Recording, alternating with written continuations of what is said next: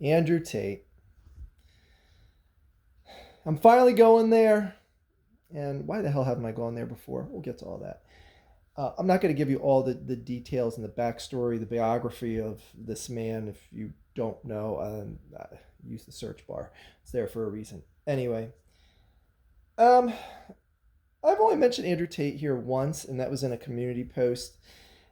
And that is, I said, how is it just me, or would half of us not know who Andrew Tate was unless so many people complained about him? Like, what I was getting at is this guy is becoming so hyper popular pretty much because so many people complain about him and the actions and what he does in life. And a number of people said to me, "You're not wrong, but this guy," it does make you wonder if, hypothetically, people didn't get in such an uproar about Andrew Tate, would he be half as popular, half as wealthy, half as anything as he is today? Would many people that have been inspired to treat women the way he treats women found him if so many people didn't complain about him? And, I truly believe there's a strong case to be made there. But I also hear the side of the crowd like, he's so uproarious in his activities that how can you not get on a bully pulpit and speak to the heavens about what he does? I understand both sides of that. And I never talked about him because, again, I didn't want to give him as much of a minor blip on the YouTube radar as this channel is anymore these days. I just didn't want to expose anyone else to him that could have possibly found him and be like, who is he talking about? I'm really not sure exactly what Andrew Tate is, but let me look into that. And, oh, yeah, I identify with him. I don't want to be a remotely partial contributor to one singular person being turned on to Andrew Tate and saying, this guy makes a lot of sense. But it's to the point now where I'm just like, there's no point of like trying to keep people from being exposed to him. Like, it's now to the point where you should talk about him, and more specifically, how he's going to get away with all of it, because that's where I think we're at right now.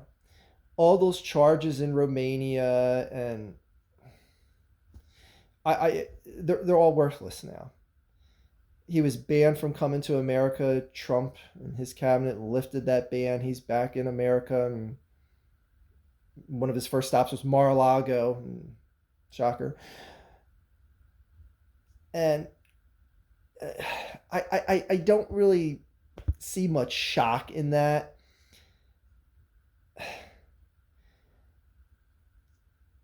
Why wouldn't Trump do it is what I'm going to say. Why wouldn't Trump align himself with this guy? And you may say, well, Archfiend, he's a guy that's, up for X number counts of rape and all this other stuff. And I get that. But he is also a symbol. Andrew Tate is also a symbol of the incel community, the community that feels that misogyny is okay, that women's rights and all that wokeness is taken over, and that's why you're being held down as a man in this country. The people that identify with that obviously identify with Andrew Tate, and there's much more of those people in the MAGA side of the ticket.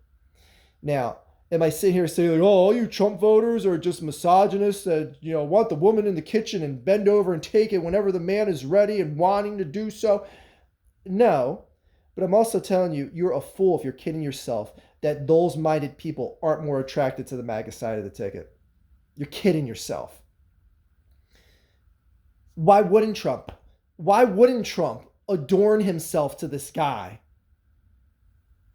He is one of the bastions of light to these incel assholes that can't get their shit together in life enough to actually get a woman based on their own merits in life and actually get a human being to be attracted to them just because they got stuff going on and got their life in order. So yeah, Why wouldn't Trump align himself with Andrew Tate to be seen as maybe not so much of just doing stuff publicly, but know that, like, yeah, I'll let him back in the country. Trump is on our side. Trump is clearly on the side of Andrew Tate, which is why, like, these charges in Romania, they don't mean anything anymore. And I know there's rumblings of talking about how, like, there's a Florida prosecutor that wants to help bring charges against Andrew Tate and all that. Like, yeah, good luck with that. Good luck with Trump being in charge of the Justice Department right now. Have fun with those pipe dreams, people. He's not going to get extradited back to Romania because Romania's going to be like, okay, we're ready to go to trial now. It's 50 years later, which is probably what it's going to be by the time he actually gets to court. He's not going to get extradited back to Romania. You kidding yourself? He's gonna have extradition immunity at this point. He's gonna get away with it. He's gonna get away with everything, and that's what I'm here to. That's what I want the overarching message to be here is that don't get your hopes up and to think that this guy is going to get his comeuppance. He is going to get away with everything. And the thing that is the most alarming about that is it motivates Andrew Tate's base underneath him. He's the guy that did everything that the left and the woke people and all that stuff that he points to, says, like, yeah, you can't do this, you can't treat women like this. Well, guess what? He treated them like that again and again. He got nothing to show for it but fame and popularity. I guess that's one and the same, fame and wealth. Anyway, um, so yeah, I know people are holding on to, like I said, those pipe dreams of Andrew Tate getting his comeuppance, getting his day in court, getting his jail sentence. I'm not kidding myself. And again, this is a guy that I've never talked to, but I've followed just so step by step. Because again, how can you avoid him if you're anyone spends more than 2 minutes online? Like, you know what this guy is up to. But he's gotten away with it at this point. That's just the stance that I've taken. And again, it's not saying, like, give up the fight against him, give up, like, speaking out against the people that think like him. I think women should just be treated like possessions and just passed around and find a new possession to get that night and all that stuff. Yeah. And I know there's a tremendous difference between, like, and to the people out there that say, like, there's no differences between the genders. Like, yes, there is.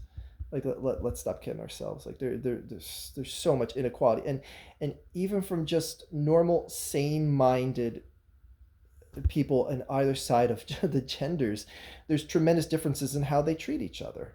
Like, you don't, like, and I'm not just saying how, like, Andrew Tate mistreats women and just those type of people, but I'll give you an example. Like, Jack, we'll just say there's a guy named Jack, and he has a bunch of friends that are like me that are married with children, but Jack doesn't have any women, doesn't have a woman in his life, a man in his life, whatever, doesn't have a relationship, doesn't have children, and all the friends get together. I guarantee you at some point, those group of guys have said to Jack, and they've said it in an adoringly thought of tone, that, like, man, oh, Jack, good, it's nice that you can just go out whenever you want, and you can hook up with a girl whenever you want. The only skills you have to work around is your own.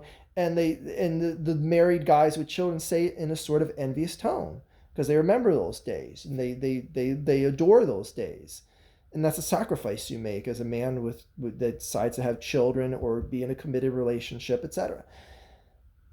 Now, replace Jack with someone named Jill, who's in the 40 plus crowd like myself, is not in a relationship, never had children, but she goes out and does her own thing on the weekends, same stuff Jack does.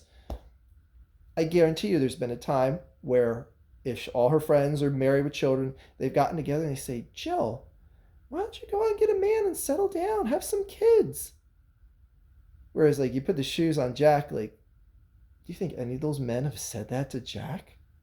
Maybe a time or two, but when it's with women, I guarantee you it's a lot more common that they're looking at Jill going, like, wow, there's something. When Jill's not around, like, why doesn't Jill settle down? Like they talk about it like it's some problematic thing. Where Jack, it's just like, oh, Jack, man, he's hooking up with some other girl that he met at that bar last night. Oh my gosh.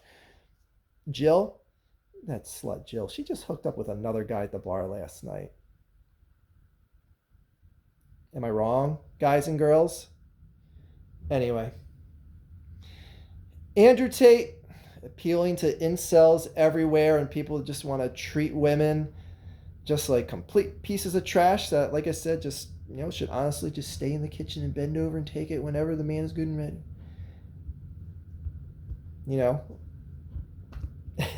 The good old days, like back when our grandparents were alive, which, let's be real, that's kind of what it was like. Am I wrong? Anyway. Not my grandfather, not my grandmother, they weren't like that. Okay, there's exceptions to everything, but the whole barefoot in the kitchen thing is a thing because, anyway. Okay. Well, that's enough talk about misogyny for one day, everyone. Let's think about something else and have a better day and enjoy our weekend. And Jack, have fun hooking up with that girl. And Jill, don't put up with any shit from your friends because that's their problem. You shouldn't worry about what they think. You can be just as flagrant with your life as Jack is, and you shouldn't have to worry about it, Jill. Okay? That is all.